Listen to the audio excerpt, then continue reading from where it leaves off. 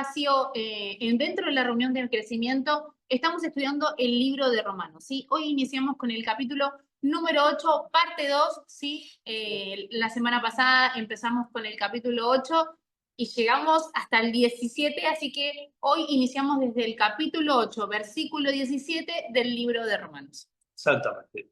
Ni más ni menos que Romanos. Es decir, no estamos estudiando proverbios, no estamos estudiando un evangelio, que no vamos a menospreciar nada de todo lo que es la palabra, pero Romanos De hecho, es... el libro de Juan lo pueden encontrar ahí en YouTube. Romanos es una carta muy, pero muy profunda, que llega un momento que uno dice, bueno, esto lo paso para no tener que estar versículo por versículo, porque realmente nos vamos a encontrar que hay para desarrollar tanto cada una de las palabras y va a surgir también preguntas, así que por ahí hay algunas cosas que las vamos a pasar de largo, otras no. Hoy vamos a hacer la segunda parte de Romanos 8 y casi seguro que no vamos a terminar, así que va a haber seguramente una tercera parte. Así que, pero bueno, no nos apura nadie. No sé si ustedes están apurados, yo no estoy apurado, yo quiero conocer bien la palabra, bien conocer a Cristo. Así que nos metemos de lleno en capítulo 8 de Romanos. Dijimos, como para hacer una pequeña introducción, que Romanos es como el capítulo 8 de Romanos es como el clímax de toda la carta de Romanos. Es como, vendría a ser como la joya, como la perla, este capítulo que comienza con ninguna condenación, ¿se acuerdan? Ninguna condenación hay para los que están en Cristo Jesús, y termina con ninguna separación. Cuando termina, ninguna separación, es decir, que no hay nada que nos pueda separar del amor de Cristo, o sea que nos establece en una posición, nos establece en un lugar tan privilegiado que tenemos, que cuando lo logramos ver, nuestra vida cambia. Y ustedes dirán, bueno, no seas tan extremista. No, nuestra vida cambia porque nosotros vivimos de acuerdo a la perspectiva que ven nuestros ojos, y nuestros ojos son los que le dan el peso a las determinadas cosas. Tus ojos son los que dicen que eso es importante y que eso no es importante. Pero ¿qué te garantiza que eso es verdad? ¿Qué te garantiza que lo que vos ves como importante es realmente importante? Por eso a veces vivimos como en una ilusión. Y solamente Dios es el que nos saca de esa ilusión y nos pone en una realidad. Y es tan lindo esto de entender, ¿no? Esto que decía el pastor, esto de entender la revelación del Hijo, ¿no? Porque cuando uno entiende de que no hay ninguna condenación, es gracias a ese sacrificio de la cruz, ¿no? Entendiendo de que, como siempre decimos, es tan importante entender de que la cruz no es que fue un hecho, no es que es, bueno, Semana Santa, no. Es eso trascendental que transformó mi vida, que es lo que me da esta posibilidad de poder disfrutar a Cristo, de poder disfrutar la plenitud de lo que es Dios para cada uno de nosotros. Por eso es tan importante entender de que ninguna condenación hay para los que están en Cristo. ¿Y quiénes están en Cristo? Sus hijos, exactamente, nosotros, todos y cada uno de nosotros. Entonces es tan lindo dejar de que la palabra vaya hablando a nuestro corazón, de que Dios se vaya revelando a cada uno de nosotros por medio de su palabra. Entonces, ¿no? Como dijo el pastor al principio, no estamos apurados, queremos conocer a Dios, queremos ver qué es lo que Dios tiene para cada uno de nosotros por medio de las Escrituras, y es hacia ahí a donde vamos. ¿Amén? Exactamente. Bueno, ¿preparados? Bien. Romanos es un libro que cuando el creyente lo logra ver, deja de vivir intentando agradar a Dios a través de sus fuerzas. Por eso vimos todo el capítulo anterior, ¿no? Y empieza a disfrutar y aceptar lo que es la gracia de Dios, a poder disfrutar el consumado es, y a empezar a través de la fe a activarnos en la fe y a vivir desde otra posición y desde otro lugar. Y cosas sobrenaturales pasan porque yo me paro en la fe desde otro lugar. Claro. Por eso es tan importante entender de que a veces las transformaciones más grandes vienen cuando la palabra de Dios se me es revelada y entiendo y veo algo, una verdad que antes no veía.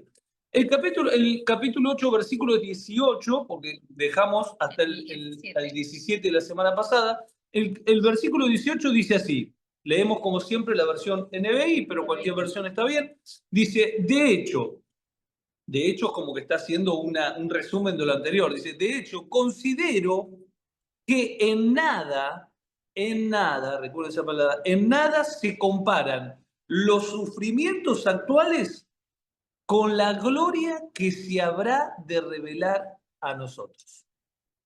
Ya acá tenemos algo como para empezar a desarrollar. Vuelvo a leer este versículo. De hecho, considero que en nada se comparan los sufrimientos actuales con la gloria que habrá de revelarse a nosotros.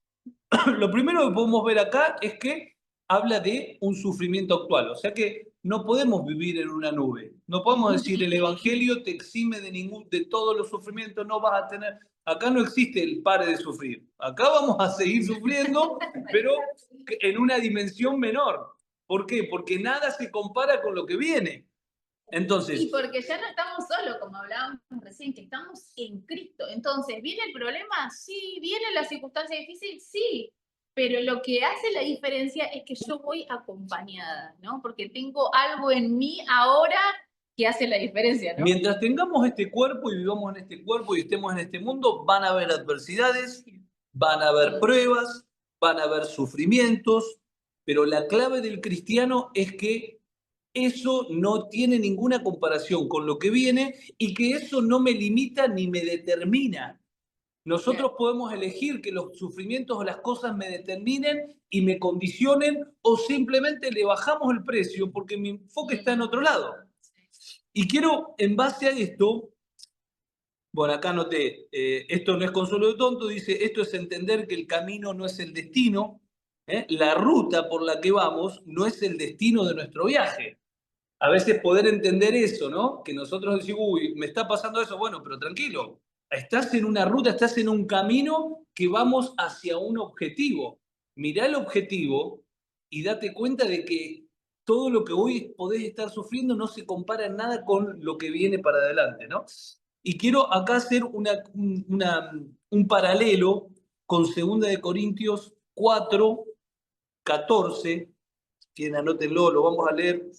De Corintios, capítulo 2 4. Corintios 4:14. Voy a leer el versículo 14, el 16, 17 y 18. En la versión NTV, voy a leer que es una versión que me gusta bastante también.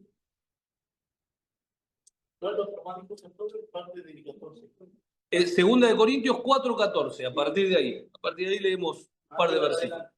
De ahí en adelante. Sí, el 15 no lo salteo, pero vamos a leer de ahí. Dice esto, miren. Dice, sabemos que Dios, empieza con sabemos, no es una conjetura, no. Sabemos que Dios, quien resucitó al Señor Jesús, también nos resucitará a nosotros con Jesús. Ve, acá está hablando de lo mismo, de algo que viene, que todavía no vamos a desarrollar este tema hoy, pero es decir, hay algo que viene, ¿no?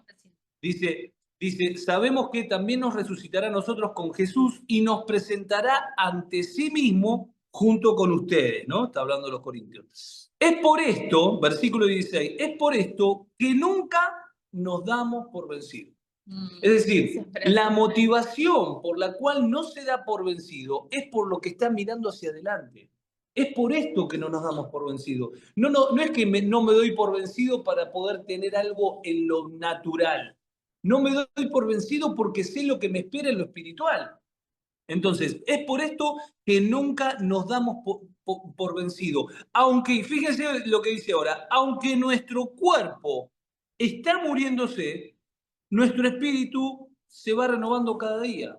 A ver, una noticia para todos, el cuerpo de todos se está muriendo. Se deteriora. A ver, es una mala noticia, es la realidad, no es ni mala ni buena, es la realidad. A ver, llega un momento que la quinta ley de la termodinámica dice que todo va al deterioro, o sea que...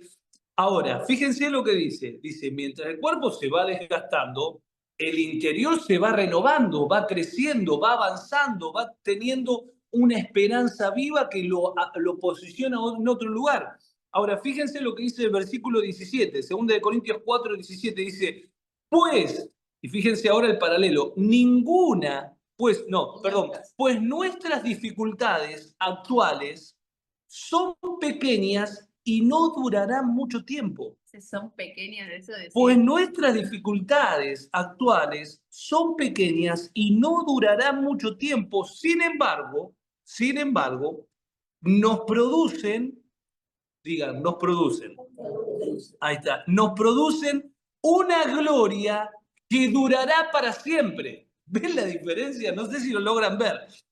Nos producen esas dificultades pequeñas que vivimos acá, aunque no lo estemos entendiendo, aunque no lo estemos viendo, están produciendo en nosotros una gloria que durará para siempre y que es mucho más peso que las dificultades. Es decir, es mucho más importante, es mucho más de ganancia que las dificultades actuales.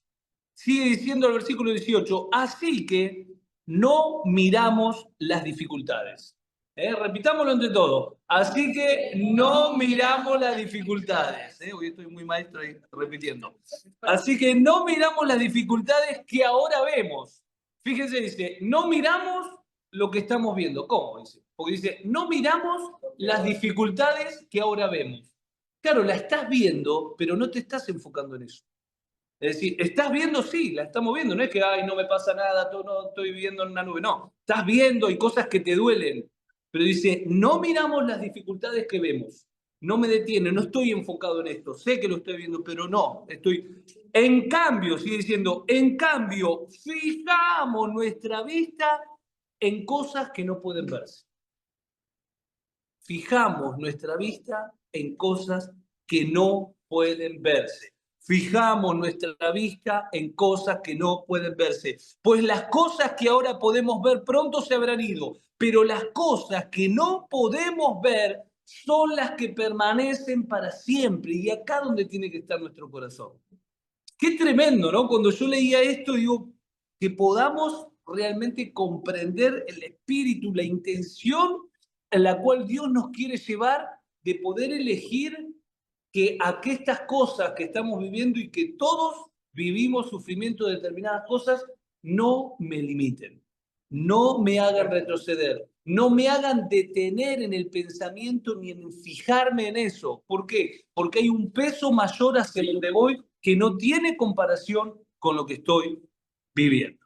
Claro, por eso es tan importante entender de que no hay nada en esta tierra que pueda compararse con esa gloria, ¿no? Que describe ahí, con esa gloria o esa riqueza de tener a Cristo en nosotros, ¿no? Porque si nos remitimos al primer versículo de este capítulo, nos decía que no hay ninguna condenación. No hay nada que se compare con lo que es tener a Cristo en nosotros, ¿no? Sabiendo de que lo temporal es pasajero, hoy está, mañana no está, pero entender de que lo eterno es lo que dura para siempre en nosotros. Entonces, al entender eso, nos damos cuenta de que esta vida es breve, es frágil, pero lo eterno, lo que perdura, es en eso donde me tengo que centrar. Es en eso donde tengo que poner toda mi fuerza, toda mi expectativa, ¿no? Porque la realidad es que, bueno, de hecho, en el Transformando mi Mundo leímos el ejemplo de las dos casas, esa parábola en donde decía de que los dos tenían dificultades, los dos subían las aguas, los dos estaban complicados, pero lo que hacía la diferencia en quién permanecía y quién no, es dónde estaba parado, dónde estaba cimentada, es decir, dónde estaba arraigada esa casa, ¿no? Y es lo que nosotros, es donde tenemos que tener nuestra mirada, ¿no? Porque dice, esas dificultades son pasajeras, son pequeñas, las cosas que vemos pronto se habrán ido, ¿no? Recién leía el pastor ahí en 2 Corintios, pero cuando entendemos, cuando vemos y le pedimos a Dios, revelate a mi vida, quiero que estas circunstancias que estoy atravesando no me desenfoquen. Quiero que este problema X que estoy atravesando no sea el que tome el centro de mi vida. Quiero que el centro de mi vida, quiero que siga siendo vos, quiero que siga siendo vos, Dios, ¿no? Y ahí es donde empezamos a ver esta transformación y empezamos a decir, como dice acá, ¿no? Considero que lo que ahora tengo es nada, comparado con esa gloriosa riqueza que está siendo revelada día a día, ¿no? Porque habla de revelarse a nosotros, es decir, todo lo que es Cristo está en nosotros. Pero esas gloriosas riquezas que Dios tiene para cada uno de nosotros, día a día se van revelando. A medida que vamos creciendo en Él, en el conocimiento de su vida, es que podemos empezar a ver de qué se trata, ¿no? Y es hacia ese lugar que tenemos que ir, no desenfocarnos. No es que, bueno, vamos a, no como recién decía, vivimos en la nube y no, pensamos que no pasa nada. Sí, pasamos circunstancias, sí, pasamos dificultades, pero entendemos que no estamos solos. Entendemos de que esas circunstancias la vamos a atravesar cuando entendemos de que el que gobierna esta circunstancia aunque parezca que fuera tremenda y la peor de mi vida, Dios está gobernando eso, ¿no? Y cuando nos centramos en eso, empezamos a transitar en la fe de su Hijo, sabiendo de que no importa, ya va a terminar. Dios es el que se va a glorificar en mí, Dios es el que va a ser visto en mí, ¿no? Porque uno lo puede experimentar, esto del poder ver qué es lo que Dios va haciendo en nosotros, pero tenemos que pedir eso al Espíritu, ¿no? Ayúdame a verte, ayúdame a poner mi atención en vos, ¿no? A partir del versículo 19 se complica un poquito el entender, así que vuelvo a decir, tengan un poquito de paciencia, vamos a tratar de ir desarrollándolo de a poco. Voy a leer el versículo 19 y 20 que dice, la creación aguarda con ansiedad la revelación de los hijos de Dios, pues fue sometida a la frustración, no por su propia voluntad, sino por la de aquel que así lo dispuso. Pero queda la firme esperanza. Pues fue sometida a la frustración, no por su propia voluntad, sino por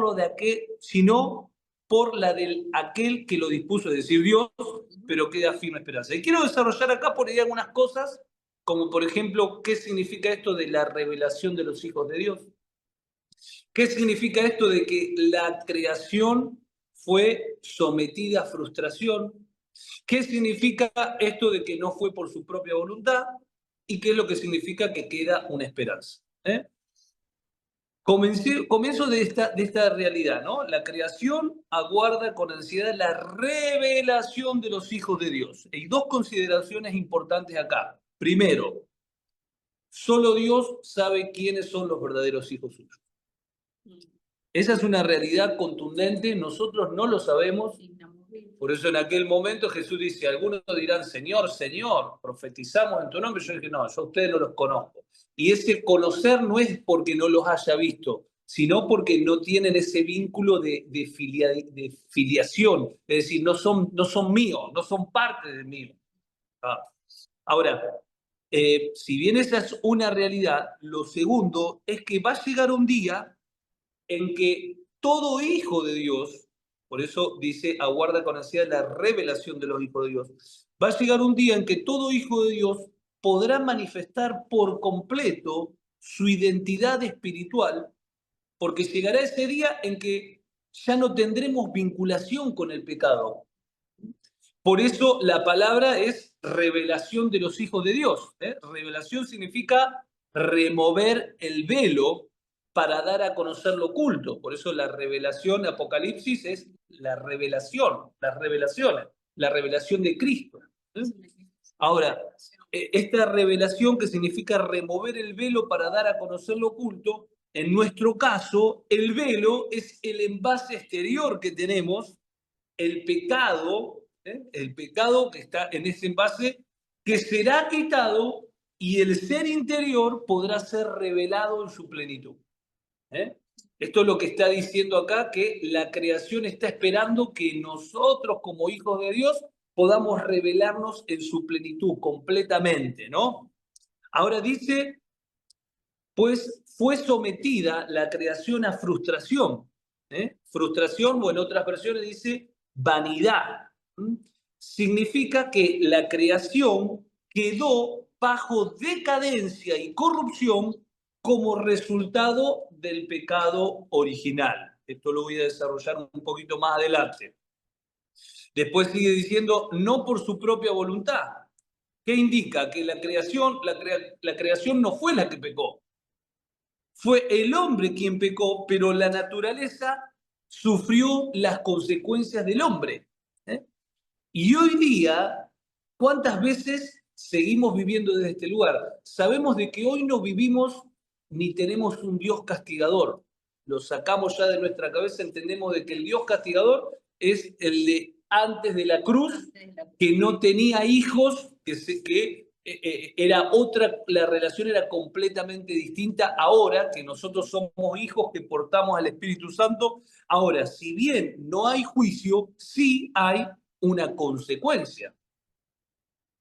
Y yo analizaba esto, ¿no? Porque así como la creación tuvo la consecuencia del pecado del hombre sin tener nada que ver, hasta que va a llegar un momento que va a ser liberada, ¿no? de de esta frustración, ¿no?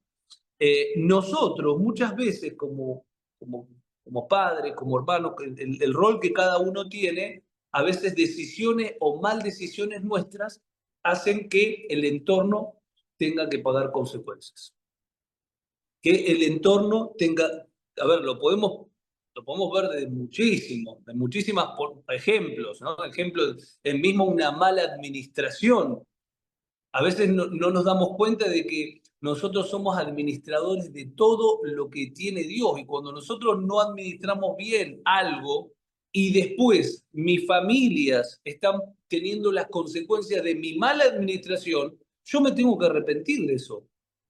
Porque eso es estar equivocándome, es un pecado. No, yo hago lo que quiero, total, la tarjeta es mía, pero después tu hijo, por ejemplo, no tiene la zapatilla porque vos tuviste una mala administración. ¿Se entiende a dónde voy? Hay una consecuencia bueno, estos son principios que se dan todo el tiempo, ¿no? Todo el tiempo. Ahora termina eso diciendo con algo bueno, ¿no? Dice, pero queda la firme esperanza. Es decir, señala que Dios no dejó a la creación sin destino. Llegará el día en que será liberada junto con todos los hijos de Dios.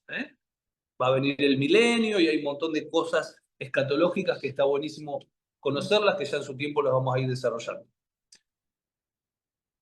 No, qué importante esto, ¿no? Que recién resaltaba el pastor, esto de esa gloria que va a venir. Es tan interesante poder disponernos a ser expuestos a esa revelación, ¿no? Porque vemos que la gloria que Dios tiene que revelar o mostrar o darse a conocer es por medio de su Hijo, ¿no? Y su Hijo, ¿dónde habita? ¿No? Y ahí vamos sacando cuenta. Y vamos viendo, ¿no? Y es tan importante entender que la revelación de la gloria de Dios es por medio de su Hijo, y su Hijo está en cada uno de nosotros. Es decir, tenemos esa responsabilidad de mostrar este Cristo glorioso. Tenemos esa responsabilidad de ser esa imagen visible de ese Cristo glorioso, ¿no? Y es tan importante entender de que tenemos que ser conscientes de esto, ¿no? Ahí recién el pastor nos compartía en 2 Corintios 4, pero yo creo que también ahí en 2 Corintios 4 mismo, pero en el versículo 7. En el versículo 7 yo les quería compartir un poquito de esto que recién estábamos leyendo, que es una palabra que también nos ayuda a tener un poco más de claridad. Dice, 2 Corintios 4:7, dice, pero tenemos este tesoro, hablando de esa gloria de Dios, tenemos este tesoro en vasijas de barro para que se vea qué tan sublime poder viene de Dios y no de nosotros. Entendiendo de que recién leíamos acá en Romanos de que la creación aguarda con ansiedad la revelación de los hijos de Dios, ¿no? Y esa revelación, eso que tiene que ser mostrado, ¿qué es? Esa gloria de Dios, ¿no? Y que esa gloria de Dios que se refleja por medio de su Hijo y que donde habita en nosotros, ¿no? Y por eso me encantó este versículo que habla de eso, de que nosotros como hijos de Dios tenemos este tesoro. Y no lo tenemos para que nosotros disfrutemos y conozcamos la vida de Cristo, sí, está buenísimo, pero no es solo para que yo lo tenga. Es interesante ver esto, ¿no? Que dice, pero ese tesoro que tenemos en vasijas de barro, es decir, en cada uno de nosotros, es para que se vea tan sublime poder que viene de Dios, ¿no? Y ese de que se vea es que te da la finalidad de que eso tan glorioso que tenés en vos tiene que darse a conocer. Y la creación ansía, la creación está desesperada por querer ver esa gloria de Dios. Y entonces ahí es donde nosotros empezamos a obrar y decir, empecemos a manifestar esta vida de Cristo, ¿no? Y recién veíamos, hay circunstancias difíciles, problemas. Bueno, reflejemos la gloria de Cristo. ¿De qué manera? De que no lo voy a pasar igual que como lo pasa alguien que no tiene esa fe en Cristo. Va a ser diferente, porque voy a estar sustentado por su vida, ¿no? Entonces es tan lindo entender de que esa manifestación que tiene que ser vista en esta tierra es nuestra responsabilidad como hijos de Dios. Es entender de que Él depositó en cada uno de nosotros su vida para que nosotros lo mostremos, ¿no? Esto de que se vea. Claro, fuimos creados para manifestar a Dios. Sí. Eso no lo tenemos que olvidar nunca. Fuimos creados para manifestar la plenitud de Cristo. Cristo y todo lo que es Dios es conocido a través de cada uno de nosotros y eso lo vamos experimentando y lo vamos llevando a cabo en la medida que nos paramos en fe de saber quiénes somos. Y vamos entendiendo quiénes somos cuando vamos entendiendo quién es Cristo y cuando vamos comprendiendo que Cristo está en nosotros. En nosotros, claro. Nuestra vida es como el caminar de Pedro en el agua cuando Cristo lo llamó. Cuando apenas lo llamó. Es decir, el agua que simboliza el mundo, Pedro caminando por arriba de las circunstancias, mirando a Cristo en fe. Pero claro, cuando ves las situaciones te hundís. Cuando ves las circunstancias te hundís. Bueno, la clave es volver a mirar a Cristo y entender de que Él es el que nos llamó, que Él es el que está, que Él es nuestro objetivo, que Él es nuestro destino. Cuando lo miramos a Él podemos expresar la vida de Cristo y podemos caminar por encima de toda situación. El mar va a seguir estando. La clave es qué lugar ocupa el mar en mi vida. Si yo estoy arriba del mar o estoy hundido en las situaciones o en las circunstancias. Claro. Ahí hacia donde Dios nos quiere llamar. No olvidemos que Pablo nunca se sintió esclavo. Ya lo he dicho miles de veces, pero lo tenemos que saber de memoria. Pablo nunca le pidió a Dios, sacame de la cárcel para poder expresarte. No, Pablo vivió la mayor libertad estando en cadenas. Pablo vivió la mayor victoria siendo esclavo.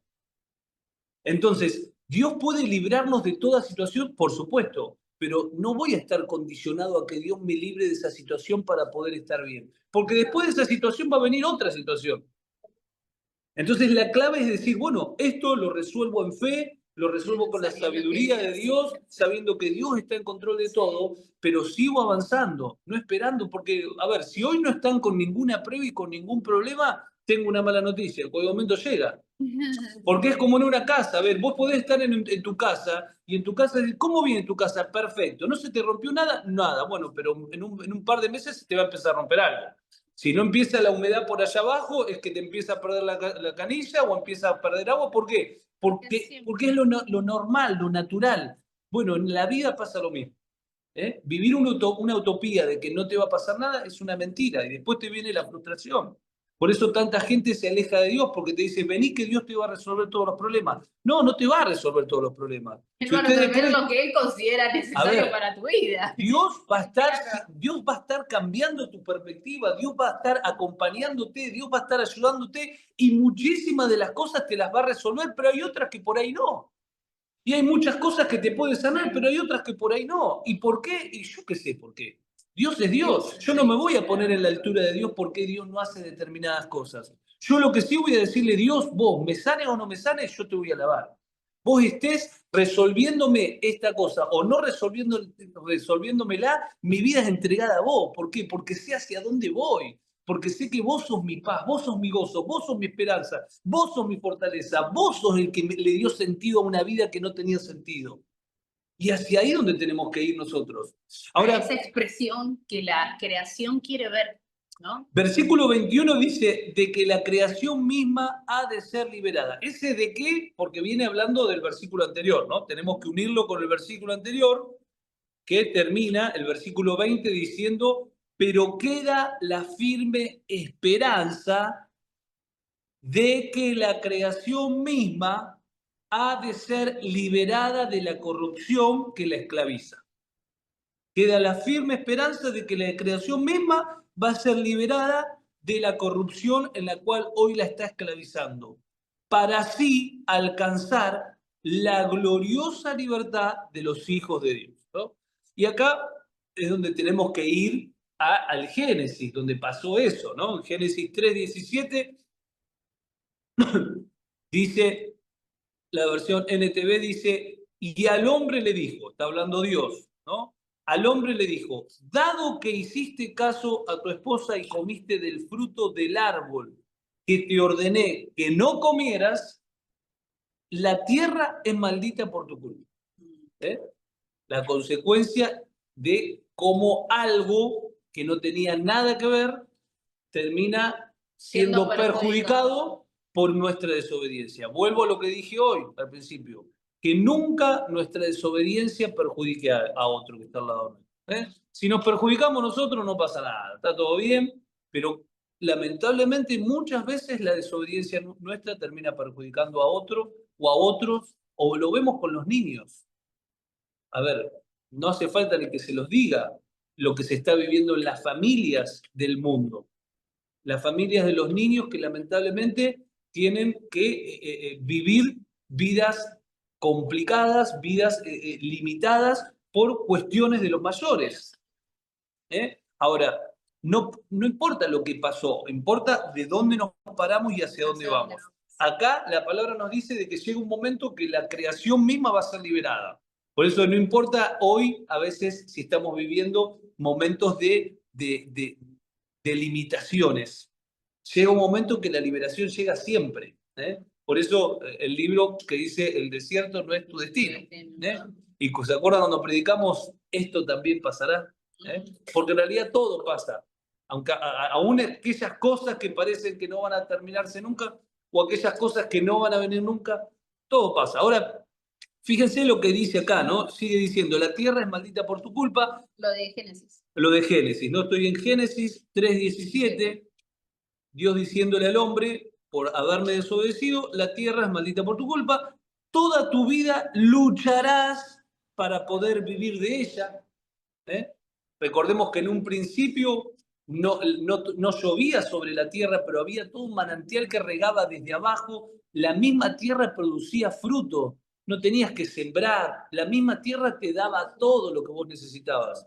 Después de la maldición, el hombre tuvo que empezar a sembrar, tuvo que esforzarse para conseguir lo que necesitaba, ¿no? Por eso dice... se crearon los cardos y espinos, ¿no? Claro, dice, toda tu vida lucharás para poder vivir de ella, de la tierra, te producirá espinos y cardos, versículo 18, y aunque comerás de sus granos, con el sudor de tu frente obtendrás el alimento para comer hasta que vuelvas a la tierra donde fuiste formado. Pues fuiste hecho del polvo y al polvo volverás, ¿no? Esta realidad espiritual que es tan real y que la tenemos que conocer, ¿no? Continuamos. Versículo 22 dice, sabemos, sigue hablando de la creación, fíjense, sigue hablando de esta manifestación, esta liberación de la creación y del hombre espiritual en su plenitud. Dice versículo 22, sabemos que toda la creación todavía gime a una como si tuviera dolores de parto. Y no solo ella, versículo 23, sino también nosotros mismos que tenemos las primicias del Espíritu Santo, gemimos interiormente mientras aguardamos nuestra adopción como hijos, es decir, la redención de nuestro cuerpo. No se refiere al cuerpo natural, lógicamente. Ahora bien, voy a leer de vuelta estos dos versículos. Dice, sabemos que toda la creación todavía gime a una, como si tuviera dolores de parto, y no solo ella, no solo la creación, sino también nosotros mismos, que tenemos las primicias del Espíritu Santo. Voy a explicar esto que significa de las primicias del Espíritu Santo. Nosotros gemimos interiormente mientras aguardamos nuestra adopción como hijos, es decir, la redención de nuestro cuerpo, ¿no? Y acá donde vemos que tanto la creación como nosotros estamos esperando la manifestación plena de la nueva naturaleza. Es decir, la creación está como una madre con dolores de parto esperando la liberación de la corrupción del pecado. Ahora, ¿qué significan las primicias del Espíritu? ¿Y qué significa que esperamos nuestra adopción como hijos, es decir, la redención de nuestro cuerpo? Bueno, primicias, esto es algo muy interesante que te quería desarrollarlo, que las primicias en la cultura bíblica era la primer parte de la cosecha que se ofrecía a Dios en señal de gratitud y como anticipo de toda la cosecha completa que vendría después. Eso es lo que significa, bueno, hay varios versículos que... Es decir, era una muestra o adelanto del fruto completo que todavía no se había recogido, pero cuya llegada era segura. Recuerden que recién leímos que tenemos las primicias del Espíritu. Cuando Pablo dice que tenemos las primicias del Espíritu, está usando esa imagen agrícola de aquel tiempo. El Espíritu Santo que ahora habita en nosotros es el anticipo, la muestra inicial de todo lo que Dios va a completar en la redención final. No porque el Espíritu Santo haya venido en parte. Tenemos la persona del Espíritu Santo, pero no la manifestación completa del Espíritu Santo que tenemos nosotros. Es como cuando vieron, salvando las distancias, ¿no? Por completo, pero yo cuando lo leía pensaba en esto, ¿no? Vos te dan una muestra gratis de un alfajor. No es diferente al cuando lo compras. Vos cuando compras es el mismo que te dieron la muestra, es el mismo. Nada más que el que te dieron la muestra gratis, ¿cómo era? Era pequeño. Pero no porque sea pequeño, el dulce de leche no era el mismo, el chocolate no era el mismo, la galleta, o sea, la harina que se usaba no era la misma. Es todo lo mismo, pero en una medida pequeña, ¿cierto? Entonces después cuando vos vas y querés comprar el alfajor, que es un tamaño mucho mayor, pero el sabor sigue siendo el mismo, ¿no? Y tiene que ver con esto de que es como eso primero como para que vos conozcas, pero después va a venir más, pero no va a ser diferente, va a ser más glorioso, ¿no? Pero va a ser esa esencia que es Cristo en nosotros. Cuando nosotros tenemos al Espíritu y empezamos a vivir desde otro lugar y a transitar desde otro lugar y a tener esa confianza del saber que no estoy sola, que no estoy solo, que tengo a ese espíritu en mí, es eso mismo que se va manifestando y que mis ojos se van abriendo aún más y voy viéndolo en total plenitud, ¿no? Y tiene que ver con esto, ¿no? Y que no es que va a ser diferente porque es la primicia, porque es poco. No, no, no. Va a ser aún mayor, pero es eso mismo, ¿no? Exactamente. Por eso, Sí, por ahí por el eso ejemplo acá ayuda tenemos un que, poco. lo que siempre hablamos, de que tenemos que entender de que no tenemos que volver a pedir que el Espíritu Santo venga una vez que está en cada uno de nosotros. Porque El Espíritu Santo claro. es una persona. Por eso es antibíblico decir Espíritu Santo ven. O cantar canciones que estén diciendo venga Espíritu Santo, porque el Espíritu Santo está en la vida de cada uno de nosotros. Entonces vos no podemos decirle que venga de nuevo cuando ya está en nosotros. Ahora sí tenemos que pedir una mayor manifestación. Sí tenemos que pedir un mayor gobierno para que el Espíritu Santo sea el que me gobierne y no mi carne, no mis deseos, no lo que yo tengo ganas de hacer. Es esa En la revelación, palabra, eso darnos cuenta, ¿no? en la palabra de Dios también se grafica con las arras del Espíritu Santo. Las arras del Espíritu Santo, que viene de una palabra griega que es arrabón, era una señal de compromiso. Significa porción inicial que asegura el resto, que asegura que el resto será entregado. Es decir, una garantía, anticipo, señal de compromiso o primer pago que aseguraba la consumación total de una transacción.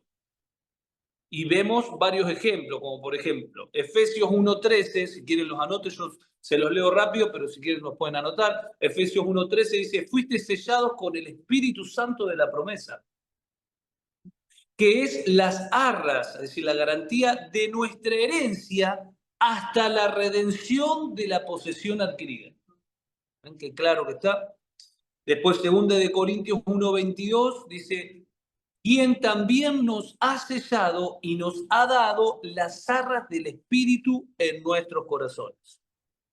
Y 2 Corintios 5:5 dice, mas él nos hizo para esto mismo, más el que nos hizo para esto mismo es Dios, quien nos ha dado las arras del Espíritu Santo. Son tres partes donde aparece en la Biblia las arras del Espíritu Santo, la garantía de nuestra redención que va a venir, ¿no? Así que, en resumen, las arras del Espíritu es la manifestación inicial de la plenitud de la vida de Cristo en nosotros. La garantía de que todo lo prometido será plenamente experimentado. Y esta expresión que dice, gemimos dentro de nosotros mismos, es interesante ver acá que aunque ya tenemos al Espíritu, todavía vivimos en un cuerpo sujeto a debilidad, a corrupción. Entonces, por eso gemimos, no de desesperanza, sino de una esperanza activa. Es completamente distinto, ¿no? Esperando la redención de ese cuerpo que vamos a tener, de la plenitud de ese cuerpo, ¿no? El Espíritu dentro de nosotros nos hace conscientes de que hay más. Nos da un anticipo de la gloria venidera y nos mueve a anhelarla. Entonces, tener las primicias del Espíritu significa que ya participamos del reino y de la vida divina, aunque aún no en su plenitud, que el Espíritu Santo en nosotros lo tenemos completamente y es la garantía y el anticipo de la redención completa, y que nuestro gemido no es de frustración, sino de una esperanza activa para poder llegar al objetivo hacia donde vamos, ¿no? El Espíritu, el primer fruto de una cosecha celestial que está por venir. Su presencia en nosotros es la evidencia de que la redención será completa. Continuamos, versículo 24. ¿Querés agregar algo ahí? No. Versículo 24 dice, porque en esa esperanza fuimos salvados, ¿no? La esperanza justamente de la redención completa del ser humano. Ahora dice, pero esperar lo que ya no se ve no es esperanza. ¿Quién espera lo que ya se ve? Dice, pero si esperamos lo que todavía no vemos, en la espera mostramos nuestra constancia.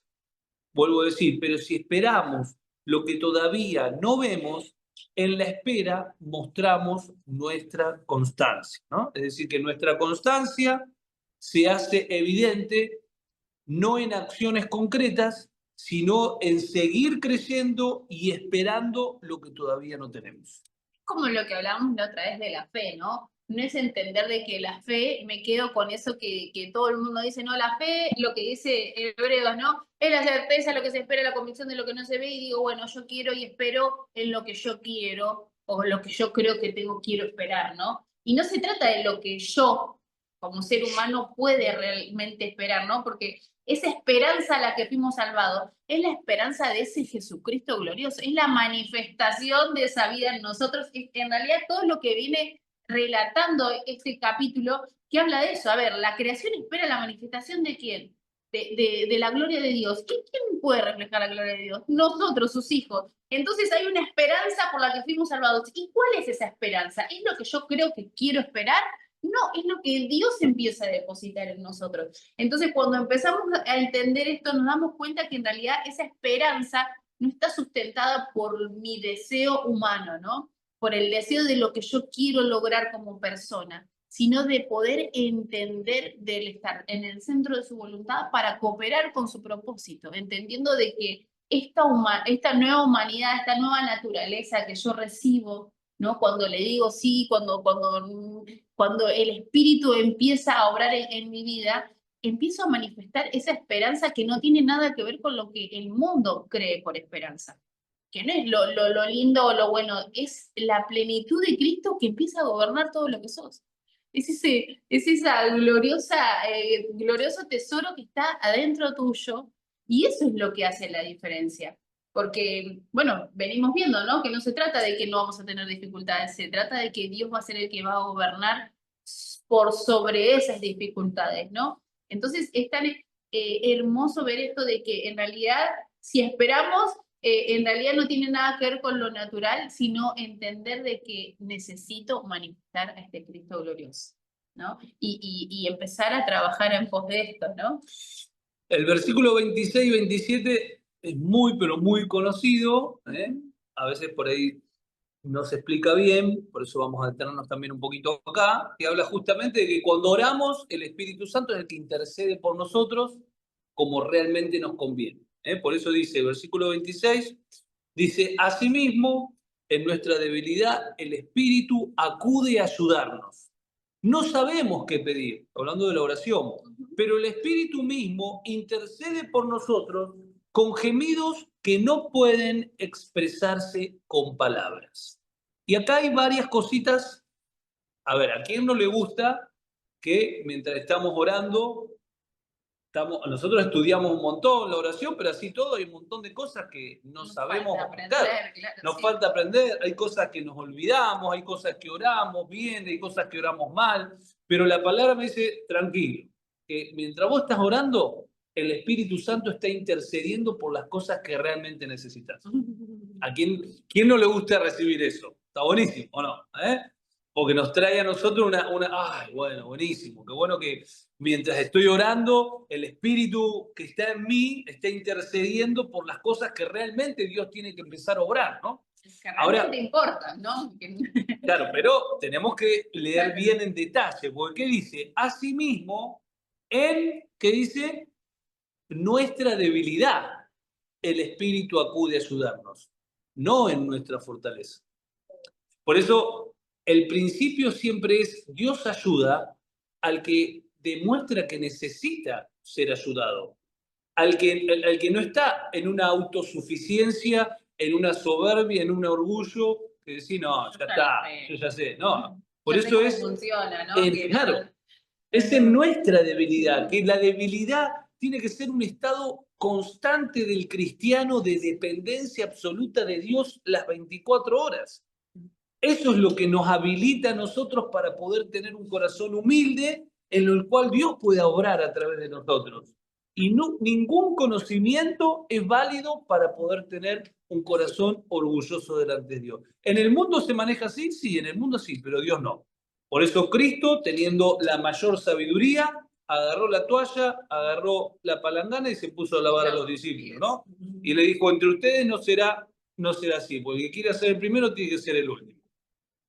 Ahora, acá dice, en nuestra debilidad el Espíritu acude a ayudarnos, ¿no? Cuando acude a ayudarnos el Espíritu, en nuestra debilidad, no en nuestra fortaleza, en nuestra dependencia, no en nuestra independencia, en nuestro reconocimiento de Dios, no en nuestra autosuficiencia. Y esto nos lleva justamente a 2 de Corintios 12, 9, que vamos a leerlo ahí en versión NBI, 12, 9, cuando Pablo habla de Segunda de Corintios 12. Segunda de Corintios 12, 9, cuando Dios le dice a Pablo, bástate mi gracia, porque mi poder se perfecciona en tu debilidad, ¿no? Pero leamos un cachito lo que dice Segunda de Corintios 12, 9, dice, pero Dios me dijo, hablando Pablo, ¿no? Y dice, te basta con mi gracia, no pidas más, con esto te alcanza, te basta con mi gracia.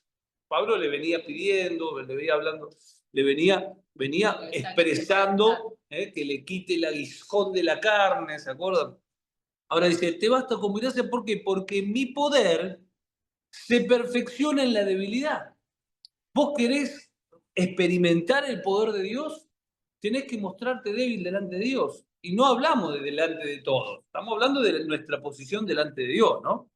Ahora, dice, mi poder se perfecciona en la debilidad. Por lo tanto, está hablando Pablo, gustosamente presumiré más bien en mis debilidades, no en mi fortaleza. ¿Para qué?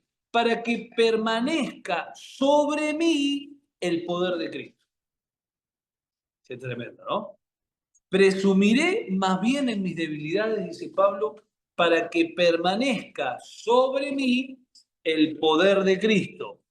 Por eso me regocijo en debilidades, en insultos, privaciones, persecuciones y dificultades que sufro por Cristo. Por cuanto soy débil, entonces la realidad es que estoy siendo fuerte, ¿no? Soy fuerte, aunque me vea débil, aunque esté en estas situaciones totalmente dependiendo de Dios, lo que está pasando es que está reposando sobre mí el poder de Dios. ¿Por qué? Porque yo no lo puedo. Yo no lo puedo hacer. Por eso a veces Dios nos pone en determinados escenarios donde estamos atados de mano y pie. ¿Cuántas veces nos ha pasado eso? Decir, ¿qué puedo hacer? No puedo hacer nada. Estoy y no lo puedo resolver. No lo puedo resolver, no sé qué hacer. Bueno, tranqui. Esa es la debilidad. Ahí donde Dios empieza a orar. Ahí Bueno, donde... el sábado hablábamos un poco de esto con las mujeres y yo lo leía en NTV, ¿no? Este mismo versículo que habla de mi gracia es todo lo que necesitas, ¿no? Si hay algo que estás necesitando, es la gracia de Dios para poder atravesar las distintas circunstancias. Y hablábamos de esto, de entender de que no se trata de que si tengo que resolver algo emocional o si tengo que resolver algo financiero o si tengo que resolver algo en la educación de mis hijas, ¿no? Lo que hablamos todas mujeres. Y hablábamos de esto de entender de que cuando nosotros nos dejamos gobernar por Dios, su gracia se expresa en esa solución. Entonces yo la solución no la tengo desde mi razonamiento, desde lo que cuántos que yo sé, sino es que empiezo a ser gobernada por Él y su gracia es suficiente para entender de que yo no puedo y Dios sí puede obrar a través de mi vida. Es que yo no puedo resolver esto emocional, no sé qué herramientas utilizar y Dios me empieza a dar la paz que necesito, el equilibrio que necesito para poder atravesar esas circunstancias, ¿no? Y de eso se trata de disfrutar la gracia, de entender de que nuestra debilidad es lo mejor que nos puede pasar porque entonces Dios se va a glorificar, ¿no? Y Dios va a ser manifestado y Dios va a ser visto. Y tengan por seguro de que el resultado de eso va a ser el mejor, el óptimo, porque no viene de nosotros, sino que viene de la vida de su espíritu, ¿no? Y es tan lindo cuando uno lo puede entender, ¿no? Por eso, ¿no? En ocasiones habla, ¿no? Y qué lindo esto, ¿no? No sabemos pedir, pero el espíritu mismo intercede por nosotros con gemidos que no pueden expresarse con palabras. Es decir, no se trata de poder expresar lo que nosotros creemos que necesitamos, ¿no? Porque cuántas veces nos pasa, ¿no? En la oración decir, no, yo necesito esto, necesito lo otro. Y Dios dice, pero ¿por qué estás ocupado de eso tan temporal y no te estás fortaleciendo en lo que realmente importa, ¿no? Y qué bárbaro entender eso, ¿no? Que cuando nosotros dejamos que sea Cristo, entonces podemos entender de que voy a empezar a pedir, gracias a Dios por ese espíritu que intercede, porque si es por mí, hablo cosas que no necesito hablar y digo cosas que no necesito hacer, es porque se está conmigo.